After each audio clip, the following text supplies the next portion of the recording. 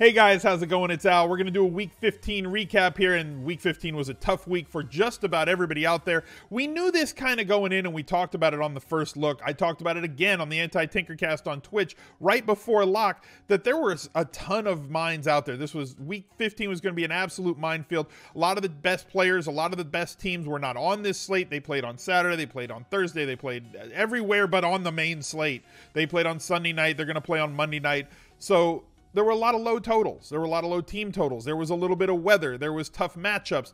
It was a week where we thought that it was going to be tough to really reach a high score. And if you looked at the winners of the biggest tournaments out there, we had the lowest winning scores in tournaments of the entire year. It was an extremely difficult week. So a lot of picks failed, a lot of chalk missed. There was a couple of ways to get yourself higher in tournaments, but as we talked about on the Anti-Tinkercast yesterday morning, if you were live with me on Twitch, and a whole bunch of you I assume were, but for those of you that weren't, my fear, and I tried to articulate this as well as possible live on stream yesterday, was that all the wide receivers that were 4,900 and below, it was this massive minefield, and we were going to have to tiptoe through it and try not to trip one of them bouncing Betties to blow up our lineups, because essentially, if you played two or more of the $4,000 or $3,000 wide receivers, you probably had a busted spot in your lineup because it was very tough. Only Foster was the one that really went off in that group with over 20 fantasy points, caught a long touchdown, getting him the 100-yard bonus yesterday. So let's take a look at Best Buys and see how we did. Here it is, Best Buys for Week 15. It comes out every single Thursday. I'll be doing one for Week 16, again for Week 17, and I believe on through the playoffs for the first, second, and third rounds of the playoffs. And then my season with this article is finished. This is my, I started in 2015, so this is my fourth year writing this article. Getting to the quarterbacks, none of them did great. One of them did poorly. The one that did really poorly was Andrew Luck. Only 9.68 DraftKings points, 16 completions, 27 attempts, 192 yards, and no touchdowns, as Marlon Mack had the big day. We'll get more with the Chiefs in a little bit. Tom Brady, 25 of 36, 279, only one touchdown, 14.16 DraftKings points. Josh Allen, kind of saved his day with a short rushing touchdown on a busted play near the goal line, but that's a part of his game and to be expected. Although he only rushed for 16 yards in this game on 9 attempts, we thought that the Lions would be able to do a better job because they play zone and could spy on him a little bit more to keep him in the pocket and make him throw. He only threw for 204 yards on 26 attempts, completed 13 of them. His bad accuracy continues to hold down his ceiling, especially in situations where he can't get out and run. But he still ended the day with 19.6 DraftKings points, was the highest scoring of all the quarterbacks that I wrote up. Ben Roethlisberger ended the day with 15.1, 235 yards, 2 touchdowns, but 2 bad picks, 275 yards and a touchdown for Nick Mullins. And for the price, he was the best price per dollar guy at only 4,800, ending the day with 14.8 DraftKings points. Ezekiel Elliott, another day with massive volume, 18 carries, 87 yards, did not get us a bonus, also did not score a touchdown. 7 catches, though, on 8 targets, giving him 18.8 DraftKings points. That seems to be about where his floor is. So when you're paying up for him, you're paying up for that floor and a massive ceiling. Last week, he scored no touchdowns as well, got over 30 DraftKings points. So Zeke Elliott this year, especially at this point in the year, is right where guys like Le'Veon Bell were the last 2 years, or David Johnson was 2 years ago in 2016, when like their floor was somewhere around 17 or 18 points just because of all the volume that they get.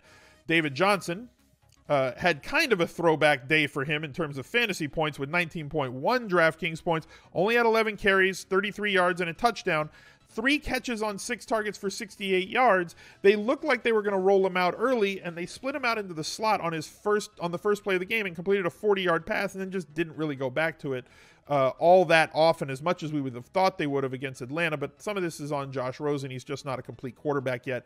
But not a disappointing day for David Johnson, as he did get that 1 touchdown. So I'm glad that he did pay off. A little throwback day for me. Joe Mixon was the free square this week, the best value play on the board with the highest ceiling. We did get the volume that we needed out of him.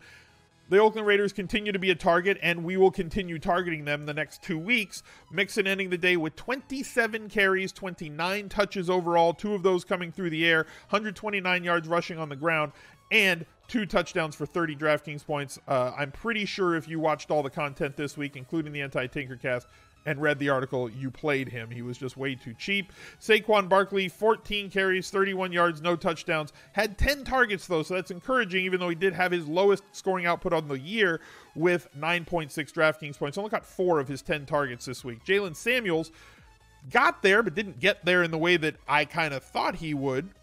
19 carries for 142 yards on the ground, only 2 targets, but caught both of them. 22.2 DraftKings points for 5,200. Juju Smith-Schuster, 8K. He was a bust, only had 8 points. Had 10 targets, so the volume was there, only caught 4 of them for 40 yards. Tyler Boyd got injured and was on his way to a really nice day. 4 catches on 5 targets, 38 yards, and an early touchdown, ending the day with 13.8, but kind of strained his MCL and had to leave the game. So disappointing that essentially I felt that he had a very good floor for this price. This is the price range that you kind of want to pay for Tyler Boyd, and that's where he, when we forced him into lineups earlier in the season, his floor at that price is spectacular. Him leaving the game really took away what could have been a 25-point day from him. Kenny Stills was a bust. This is part of that minefield we talked about. At 4.3K, he only had 3 targets this week, 1 catch, 17...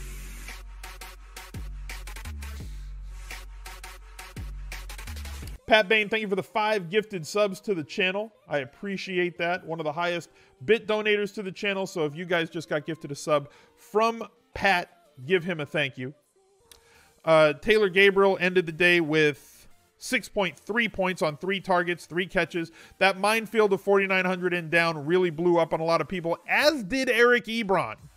Luck did not have a big day. Ebron dropped 1 or 2 targets, 1 or 2 passes that were headed his way, still really only had 1 catch on 3 targets. So he didn't have his standard day of 6, 7, 8, 12 targets on days where Jack Doyle was out. Just head scratcher here against the Cowboys. Yes, the Cowboys can be good against tight end, but still baffling that he would only get 3 targets. 1.8 points. This was a miss. Anthony Ferkser, I tell you what, 0 points on 0 targets, 0 catches, and 0 yards, but I would have much rather had Anthony Ferkser at 2,900, save the 3K, and only score 1.8 less points than Eric Ebron did. So Ferkser, while a bust, when you consider what you had to pay for every other tight end, this would have allowed you to get out of this range and get up into the 7K range where guys had better days at wide receiver. So paying down at tight end, even though none of the tight ends really had big days, was probably a better route than paying up. George Kittle, against a really tough matchup, did as well as he could possibly do. Got his 8 targets, only caught 3 balls, 8.1 DraftKings points. Vernon Davis got hurt, 2 catches on 3 targets for 16 yards, 3.6 DraftKings points.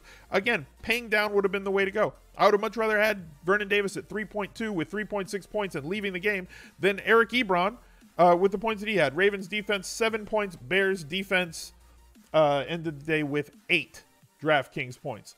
Moving along, Manny, thank you very much for the host. 86 viewers. Hope you had a good stream this morning. And if you played Dede Westbrook, he returned a punt for a touchdown. And if you had the Jaguars defense in there, you also would have gotten points for that. So if you Jaguars Dede'd, and I had that in a few tournaments lined up, you did actually get the double dip. You got points for the kick return for the DST, and you got those points for Dede Westbrook. So hopefully some of you guys in the chat had that double dip. Let me know if you did down in the comments down below. I had 25.66 points, which chat has let me know, since I didn't play cash games this weekend, chat let me know that was about the money line, so it would have been an average day in terms of head-to-heads and cash for me had I played it. I had Tom Brady in cash. I guess I would have had 5 more points if I had come down 100 to get to Josh Allen. Ezekiel Elliott, Joe Mixon, Julian Edelman. Went with Michael Gallup. He posted a 0. Really didn't do a darn thing. 0 targets for Michael Gallup.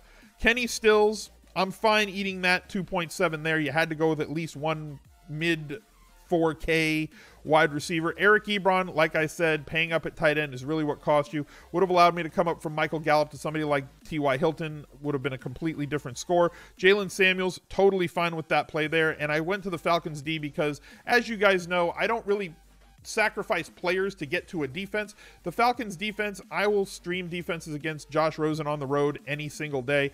Falcons were 2,700. It allowed me to pay for them. The other play would have been at 2,500 if I had to come down there to get to who was it? The Bengals, who also had a good day in terms of defensive scoring. Defensive scoring is so variant that I don't really spend that much time on it. So that was the week. Just a bad week all around. We knew it was a bad slate. We knew that scoring would be low. It was.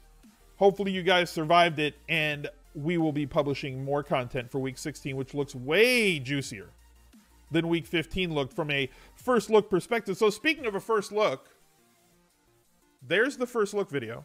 Here's the subscribe video, or the subscribe button. If you haven't already, drop a like on this video, and I'll catch you guys later this week with all the content as usual. Bye.